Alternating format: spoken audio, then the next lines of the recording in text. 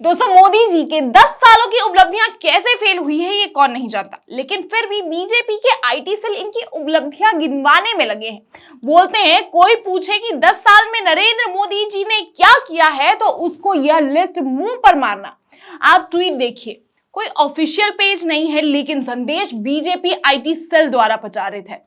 देखिए, इन्होंने सरकार की 50 से अधिक उपलब्धियां गिनवा दी है। दोस्तों, हर दावे का पूरा एनालिसिस होगा तथ्यों के साथ, तो वीडियो को अंत तक जरूर देखिएगा। नमस्कार, स्वागत है आपका देश नीति में।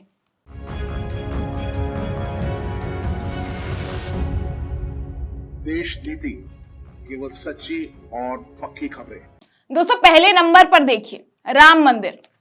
हे राम, ये तो मोदी जी को ही झूठा बता रहे हैं कि 2 दिन पहले मोदी जी ने जो बोला था इंटरव्यू में कि ये मेरा यानी मोदी जी का मंदिर में कोई रोल नहीं है, सुप्रीम कोर्ट ने ऑर्डर दिया, जनता के पैसों से बना है, ऐसा मोदी जी ने खुद कहा है।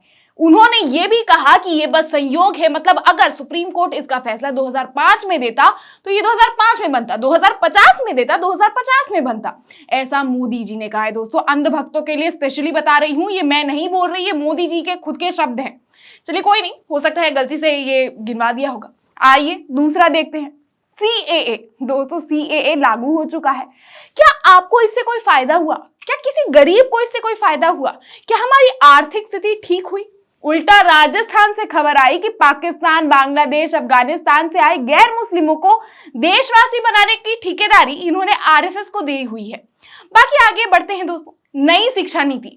इनकी शिक्षा नीति की आई हाल ही में रिपोर्ट। देश नीति ने आपको बताई ही कि कैसे पिछले 70 सालों में जितने पिछले सरकार ने स्कूल्स बनवाए थे उसमें बढ़ोतरी का तो पता नहीं, लेकिन गठौती गजब की हुई थी। फिर चौथी उपलब्धि है 370 हटाना। इससे क्या अच्छा हुआ, क्या खराब हुआ? कश्मीर में वो आप जानते हैं दोस्तों, और जिससे पूरे देश के गरीबों पर कोई फर्क पड़ने वाला है नहीं। फिर ट्वीट में मोदी जी की इस उपलब्धि को गिनवाने का मतलब तो समझ में आता नहीं है। खैर, आगे इन्होंने दिया है 3 तलाक। ये कानून मुस्लिम वर्ग के लिए है, इस पे भी विवाद है, कुछ इससे खुश हैं, कुछ इससे खफा हैं। जिसके बाद आता है जीएसटी। दोस्तों, जीएसटी जिसे खुद अभी तक सरकार समझ नहीं पाई है, आए दिन कुछ ना कुछ बदलाव करते रहती है और इससे उपलब्धियों में गिना भी कैसे सकती है। मतलब इससे गरीबों का भला करना तो दूर की बात, उसके लिए सरकार ने खुद की और भी मुश्किलें बढ़ा दी और जनता की तो बढ़ाई ही है। कॉपी, किताब, कलम, सब पर जीएसटी, यहां तक कि रोजमर्रा के जीवन में इस्तेमाल हुई चीजों पर भी जीएसटी लागू है। जनता का तो पता नहीं, लेकिन सरकार का पेट जरूर भर रहा है इस जीएसटी से। आगे डेमोनेटाइजेशन। उरी बाबा, हिम्मत देख रहे हैं दोस्तों, जिस पर सुप्रीम कोर्ट की न्यायाधीश ने अभी ही कुछ ही दिनों पहले सवाल उठा दिया, उसको ये अपनी उपलब्धियों में शामिल करवा रहे हैं, जिसको लेकर आज भी बवाल है। पूरा का पूरा पैसा आरबीआई के पास जिस डेमोनेटाइजेशन के बाद वापस आ गया, उससे क्या उपलब्धि हुई होगी? उल्टा गरीब मजदूरों को आपने कामकाज छोड़कर लाइन में लगना पड़ा था। फिर इन्होंने गिनवाया है महिलाओं के खुले में शौच से मुक्ति। दोस्तों, हाल फिलहाल की कई खबरें आपने देखी होगी जिसमें खुले में शौच के लिए गई महिला लड़की के साथ अपराध हुआ। अब जब मोदी जी ने हर घर शौचालय बनवा दिया है तो क्या ये महिला कौन है? क्या ये शौक से बाहर जा रही है शौचालय करने के लिए?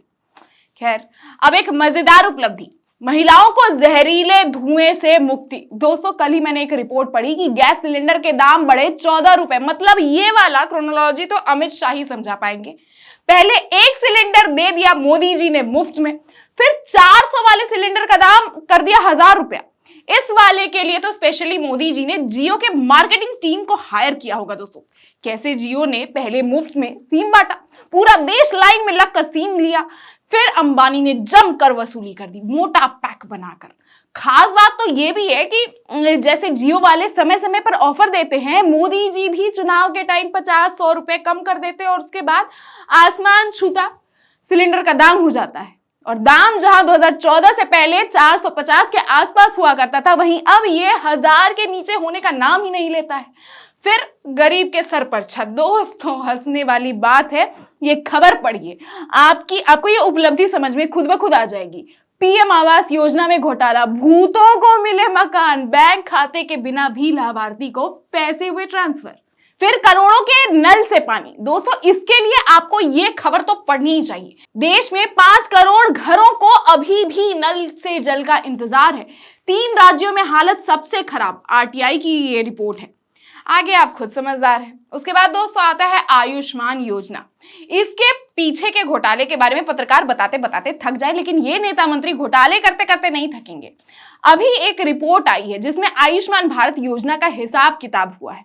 पता चला है कि 38% अस्पताल आयुष्मान कार्ड पर प्राइवेट अस्पताल नहीं कर रहे हैं इलाज। इसकी उपलब्धियां सिर्फ भारत में ही नहीं दोस्तों, सरकार ने WHO यानी वर्ल्ड हेल्थ ऑर्गेनाइजेशन के सामने भी गिनवाई थी। लेकिन दोस्तों अभी का हाल देखिए, आप आयुष्मान कार्ड के सहारे अपना हेल्थ इंश्योरेंस तो करवा सकते हैं, लेकिन उसका कोई फायदा नहीं होता है, आपका इलाज ही नहीं होगा, क्योंकि आधे अस्पताल ने तो रकम बयान ही नहीं होने की वजह से इलाज से मना कर दिया है, बंद कर दिया है सारा इलाज। जी दोस्तों, गुजरात के रिजर्व 2552 अस्पताल, तमिलनाडु के 1880 अस्पताल और आंध्र प्रदेश के 1295 में हजारों अस्पताल इनएक्टिव है, यानी वो एक्टिव ही नहीं है। भारत में आयुष्मान कार्ड का फायदा लेने के लिए आप हर अस्पताल में नहीं जा सकते हैं दोस्तों, इसके लिए अस्पताल निर्धारित किए गए हैं। वहीं दोस्तों अगर बात करूं इनके आयुष्मान कार्ड के घोटाले की, तो 7 लाख, ध्यान से सुनिएगा, 7,50,000 यानी 7.5 लाख लाभार्थी एक ही मोबाइल नंबर से रजिस्टर्ड पाए गए थे। वो नंबर आप देखिए, 4,761 लाभार्थी केवल 7 आधार कार्ड पर रजिस्टर पाए गए। वहीं 1 करोड़ रुपए ऐसे 403 मरीजों के नाम पर मध्य प्रदेश के अस्पतालों को दिए गए, जो शख्स जिंदा ही नहीं है। जी हां, मुर्दों का इलाज कर रहे थे। ये मृत घोषित किए जा चुके लोगों पर लगभग पूरे देश में 7 करोड़ रुपए के आसपास खर्च किया गया है। ये बस रिपोर्ट है, आगे जो अंदर अंदर हुआ होगा उसके बारे में तो पता भी नहीं है। और ये इनकी गिनती उपलब्धियों में करवा रहे हैं दोस्तों। मतलब जिन फैसलों को छुपाना चाहिए, जिन फैसलों पर सरकार को शर्मिंदा होना चाहिए, उसे भी IT सेल वाले सीना चौड़ा कर परोस रहे हैं। जैसे इन्होंने पक्के तौर पर मान लिया हो कि जनता पूरी तरीके से मूर्ख है, कुछ भी बोलेंगे जनता मान लेगी। खैर दोस्तों, अभी 13 पॉइंट्स पर ही बात की है, आगे सब फर्जी दावे ही हैं। अगर आपने इस वीडियो को पसंद किया तो आगे के पॉइंट्स पर भी अपनी एनालिसिस की वीडियो लेकर आऊंगी। फिलहाल अब तक का एनालिसिस आपको कैसा लगा मुझे कमेंट बॉक्स में जरूर बताएं। रिपोर्ट अच्छी लगी हो तो वीडियो को लाइक और शेयर करें, देश नीति को सब्सक्राइब करें और जुड़े रहें देश नीति के साथ। धन्यवाद।